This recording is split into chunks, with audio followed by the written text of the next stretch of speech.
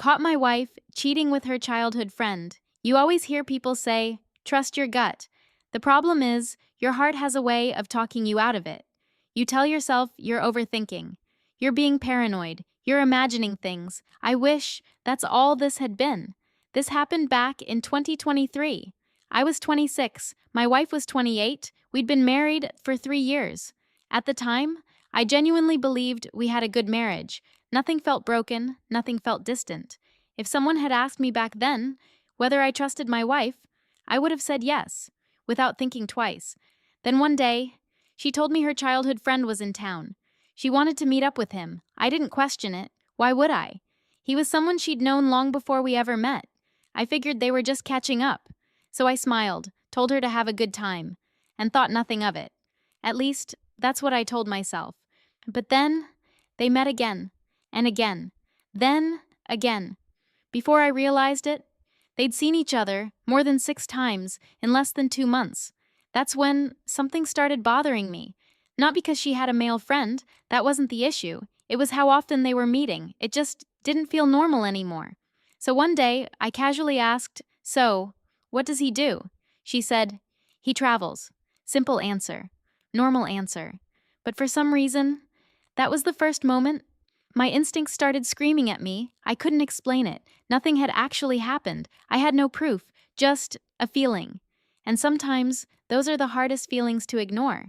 A little while later, I told her, "I'll drive you." Almost immediately, she said no. She wanted to go by herself. That surprised me. She'd never really cared before. I didn't argue. I just insisted.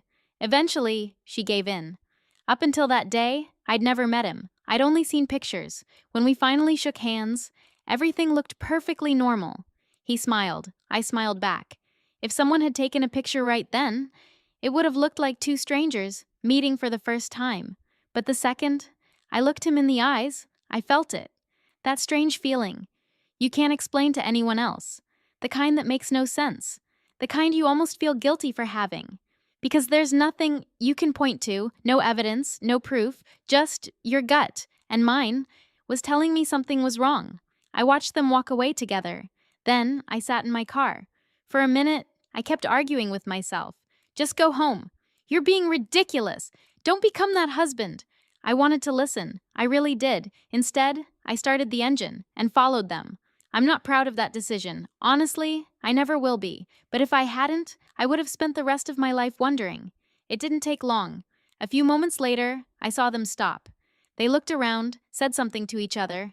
Then, they kissed. Not a hug, not a friendly greeting, a kiss. And just like that, every excuse I'd been making disappeared. I didn't get out of the car. I didn't confront them. I didn't yell. I didn't even let them know. I was there. I simply turned around and drove away. The drive home felt endless. What surprised me the most wasn't how angry I was, because honestly, I wasn't. I was heartbroken. I kept asking myself the same question, over and over again. If she wanted someone else, why didn't she just leave me? Why stay married if she'd already chosen someone else? By the time I got home, my mind was racing.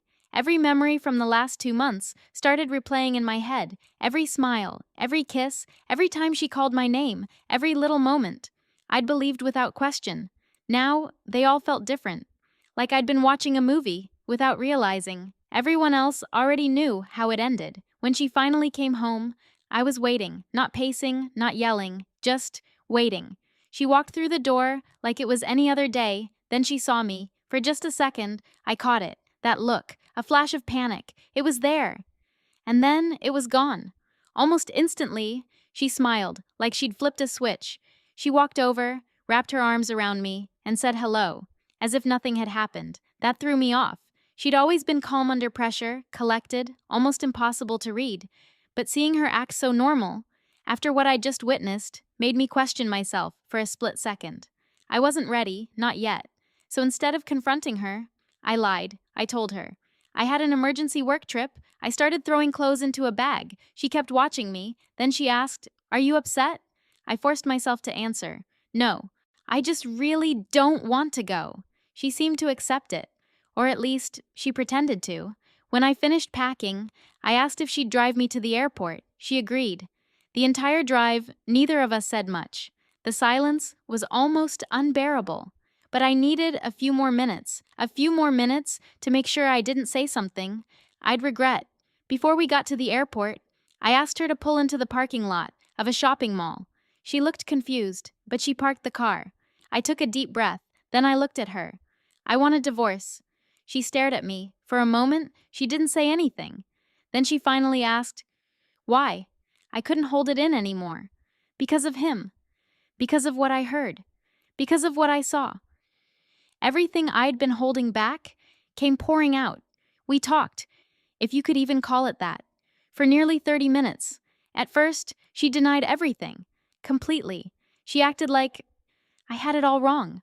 Like I was overreacting. Like there was another explanation. But there wasn't. Because I'd seen it. With my own eyes. Eventually, the excuses started falling apart, and finally, she admitted it.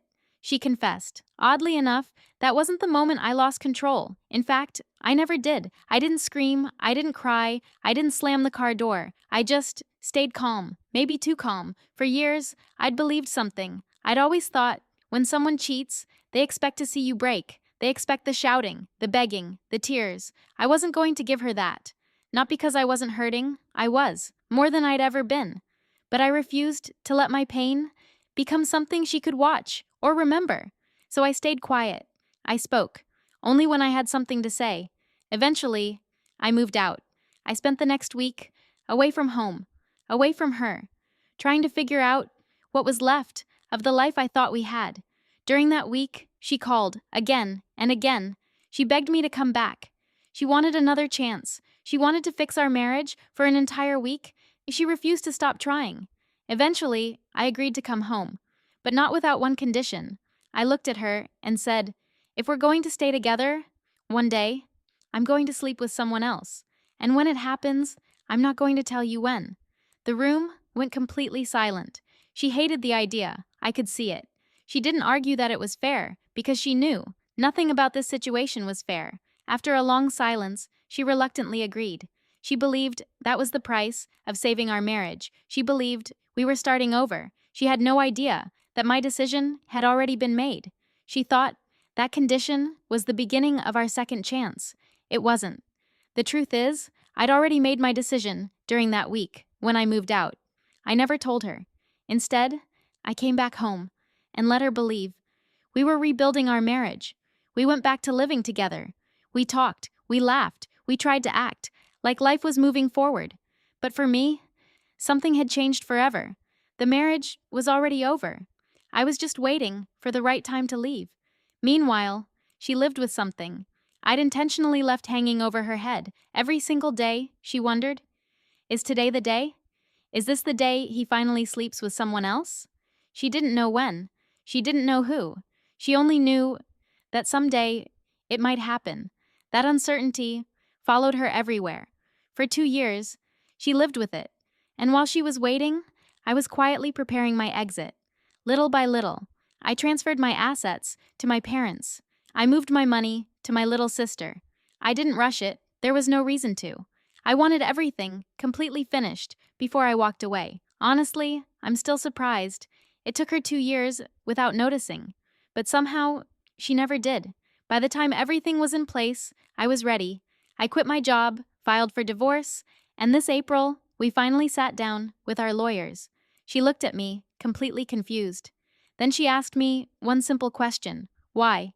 After everything we'd been through, after 2 years, she still wanted to know why. I looked at her and answered, "You cheated on me." She immediately pushed back.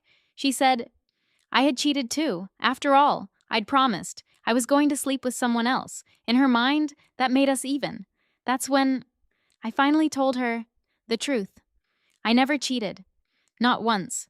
The moment I left the house, back in 2023, I'd already made up my mind. I was never planning to forgive you. And I was never planning to stay. The room went completely quiet. She just stared at me. And in that moment, I saw something I'd never expected to see. The expression on her face was exactly the same one I'd had the day I caught her cheating. Shock, disbelief, the realization that everything had just fallen apart.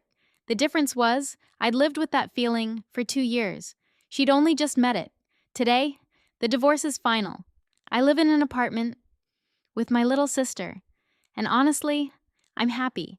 Not because any of this was easy, not because I stopped loving her overnight, but because the nightmare I'd been living through for the last 2 years is finally over. Sometimes, the hardest part isn't catching someone you love betraying you. It's accepting that the person you thought you married no longer exists. And once I finally accepted that, walking away was the easiest decision I ever made. I wish this story had ended differently, I really do. But unfortunately, not every marriage gets a second chance. I'd really love to know what you think about this one. If you were in his position, would you have left immediately? Or would you have tried to save the marriage? Let me know down in the comments. I read as many of them as I can, and I genuinely enjoy seeing different perspectives. If you enjoyed today's story, don't forget to like the video, subscribe if you're new, and I'll see you in the next one.